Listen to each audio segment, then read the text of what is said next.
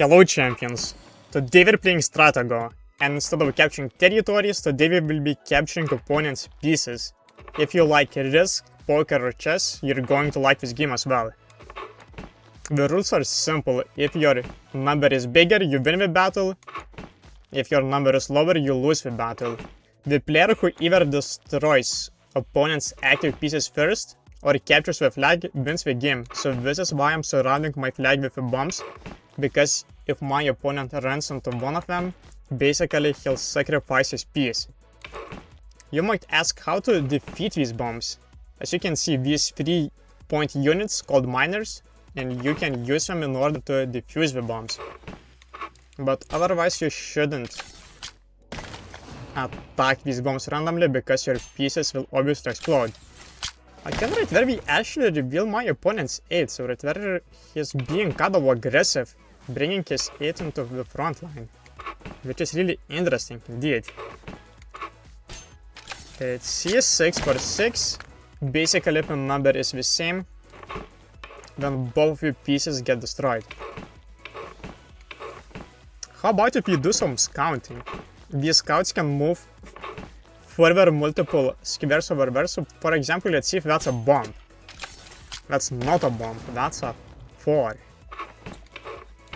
Let's see, that's an 8, so I'm basically forced to attack this, which is a 6 for 6, which is a really good trade. Okay, think I should bring in my 9. Bring in a 9 to make my opponent scared. Do not think he's got another 8 over there, right? Let's see. That's a 1, that's a spy. Actually, a spy can destroy 10. You destroy 10s, the highest number, with a 1. So that was actually a really bold move for my opponent to bring his spy in the front line like that. Right, let's use 5. Right, very 5s over there are good basically to discover what your pieces are. If they get destroyed, but at the very least you reveal one of your opponent's pieces. So right where I remember that's are 4. My opponent might capture that piece back and reveal one of his pieces over there, and okay, goes with a 2. As you can see, scout right there attack like this multiple squares at a time, but why would he use it again? Why would he destroy that again? Is he making another piece active over there? Is that a 10? Is that his 5 over there? His 10 over there. Okay, that's a 7. But I can destroy his 8. Let's prepare this 8 for his 7. Let's make sure we got that. And let's see, let's scout this piece. I assume that's a 10, but let's actually see if I'm right. If that's a 4, so he was actually bluffing. Bluffing is another strategy in this game, and you should definitely try to exploit it if you can. So far he hasn't moved any pieces from the left side, so these could be bombs. These could be bombs over there. I might bring in my scout for the scout mission, moving with this piece over there. Do not want to attack this. Let's bring in that. Okay, he actually moved. Let's see. That's a 6.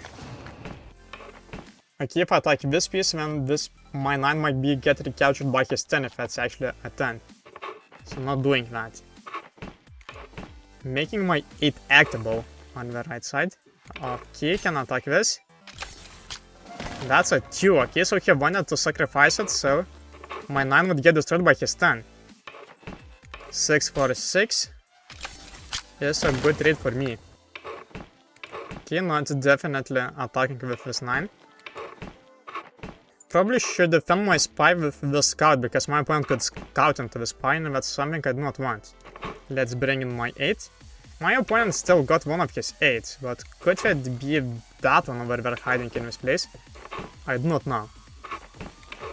Let's see, let's make actually sure to have a strong position, and my opponent actually scouts a bomb. Yeah, if you scout and if you're attacking pieces which haven't moved yet, then basically you only want to either move scouts or basically low numbers, because otherwise you could actually lose a really valuable piece over there. And 7 for 7. Let's bring in my 8. Okay, so that piece moves over there. Good to know that's not a bomb as well. Probably should make a way for my 10. Making away for my 10 over there. Let's see if my opponent is willing to attack with 8. He basically destroys a low piece, so he would see that that's my 8. I see he haven't moved this piece over there, could be a bomb. He probably should move my 7 away. Because I know that's a 10 most likely over there. Okay, attacking this. Thank you very much for your 7, sir. Okay, I mean he's willing to go right there. I mean his 9 is over there. Or his 10, I'm not sure what is... I mean, yeah, so could be either 9 or 10 over there. Let's not risk it. I mean, no, right there, this is his 9, right? So that could be a 10. I mean, I take this down. That's our 4. Moving up the points. As you can see right there, my points 99, his points 82. The total value of our pieces, and I can definitely afford right there to trade it. I can definitely afford to trade my 9 over there if I want. Let's see, so he's either trading 9 for 9. Okay, that's actually a 10 though. That was actually a 10 right there, didn't expect that, so my opponent gets it. With his captain over there. Interesting. My spy is in another part of the board kinda locked. So that's not an easy way for me to get it. Okay, so if that's a 10, then I assume my opponent's 9 is... Oh, okay, this is where his 9 is. Another sacrifice over there. I mean, so it's mostly that's an 8, right? My opponent was bluffing with this piece over there. Let's see, he might sacrifice it on a bomb. I mean, hasn't he scouted it already right there? Okay, I destroy his 5. Would have been much better for him if he scouted this bomb right there, in case he didn't know that was a bomb. Alright, moving it away, so that's a lower piece. Can take this down. A minor, okay. Still got to destroy it because I mean my opponent could use it to defuse my bombs. Let's bring in this. Nice. Okay, it seems like my opponent forgot that. Okay, I mean, no, I have never revealed my captain, right? Have never done so over there. So I guess now my opponent is more willing over there to move his 10, right? His 9. Okay, let's go here.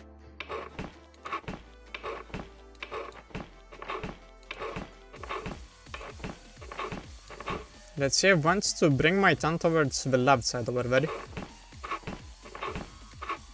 But not an easy way for me to do that as of now. So let's rearrange my pieces over there. To trade 10 for 10 probably wouldn't be good when I already lost my 9. So I have to see if I could get his 10 as well. His 9 with my 10. Let's see, I saw it. And thank you, very hopefully that's not a spy. Would be a random spot for him to have it, okay, but not a spy, so that's good. If that's not a spy, my opponent didn't attack with that, I can move forward over there because I know my captain won't get destroyed, my most valuable piece over there. Let's push this. Actually, I should avoid moving other pieces which haven't moved yet because my opponents then will know that these are not bombs. Okay, let's go like this. Okay, that means my opponent is just simply leave it for me to capture, unless I mean right where he's getting my 8 while I got his 7, okay, but he doesn't attack with that. I forgot where his 9 is, by the way. I assume right where that's in the middle is 10, if I correctly remember that. That's a scout, right where this piece moved 2 squares further over there, so I know that's a scout. If that's a scout, I can just simply get it with my 4, which is not that much of sacrifice. And as you can see, right where we move back and forward, but you can make the same move, so right where I'm forced to go like this. Okay, that's a 2, so right where I can definitely get it. Let's move down over there. My opponent can get this 5, that's fine. Right, not giving my 8. If he attacks one of these over there, could be really random. Right, okay, so that's a 9, right? Yeah. That's a 9 he's bringing next to his 10. And I do not want that. He is making a trap for me. Is it even possible for me to save it? How about if I bluff? How about if I bring this piece over there, pretending that that's a spy? My opponent might think that's a spy and avoid attacking that. This is how I save it, by bluffing. Okay, now I can get his 2 and right where I saw another one of his 2 moving as well. He's still chasing my 8. Not gonna get it. I can move back and forth. Right, so he got my 4. Got my 4 bow, but right there I'm approaching with my 10. So if my opponent is not careful about, I might get his 9. Now I can chase. He has 9 and he doesn't move it. Why wouldn't he move it? Nice. Now the question is, how do I get my opponent's 10? Here is my biggest question. Maybe I could use some bluffing. Let's bring in my spy. Bring in my spy somewhere close. Okay, 8. Okay, that's a 2. He got his scout. Scout's a bomb. He could get my 7 over there. Which he does. Have I moved this piece already? Here's my question. Because if not, right there, that was a really big risk.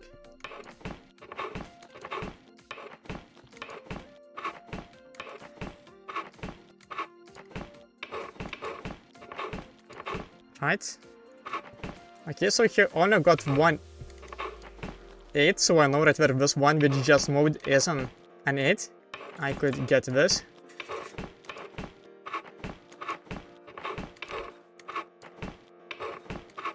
If anything, it will bring me next to his other pieces over there. Okay, and scouts a miner, which can defuse with bombs, so now I can destroy this. Which is a 4. Not a big deal, but at the very least we still move the point number. Right, takes down on this. Nothing I can do over there. He might get my 4. Or he might run into a bomb. Let's see if my opponent is willing to trade that. He doesn't.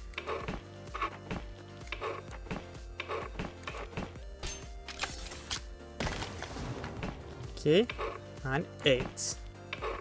An 8 which I already knew about.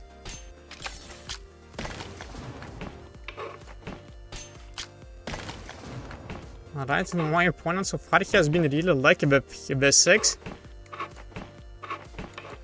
Not the most ideal. Right?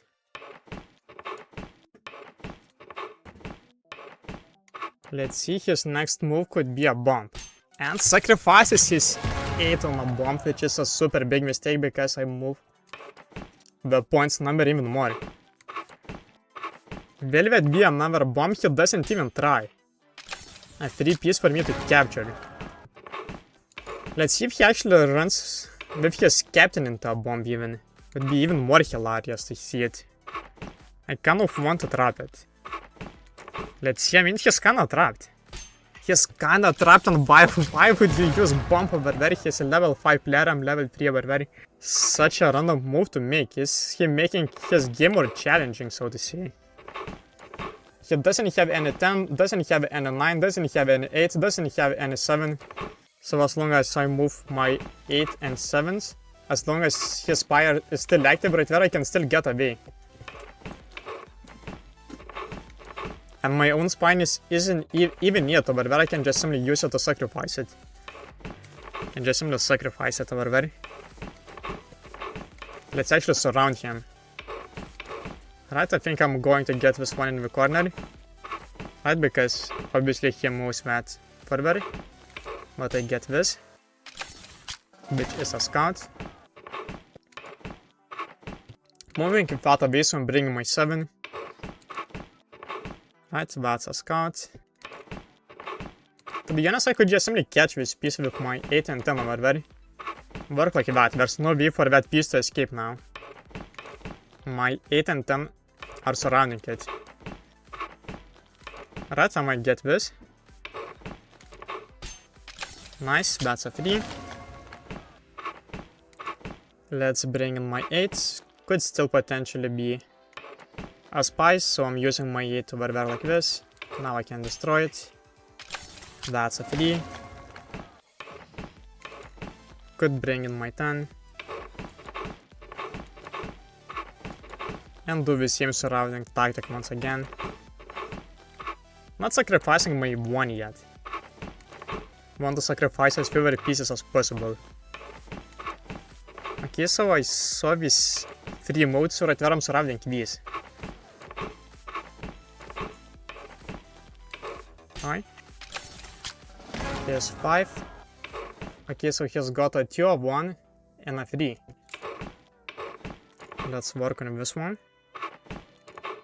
Nice. And I assume he's letting me get this one over there, and I assume his flag was in this place over there, surrounded by 3 bombs. Alright, seems could be a little bit harder for me to get the scout, so right where I'm moving out my scout as well. Right, and there's no way for him to escape now. Nice. One of the victor's conditions is to destroy all of your opponent's active pieces, and this is what I just did. GG's. This is my win rate over there so far, and as you can see right where here's of history. At first I was losing a bunch, then I was winning a bunch, and right now right there kind of in between.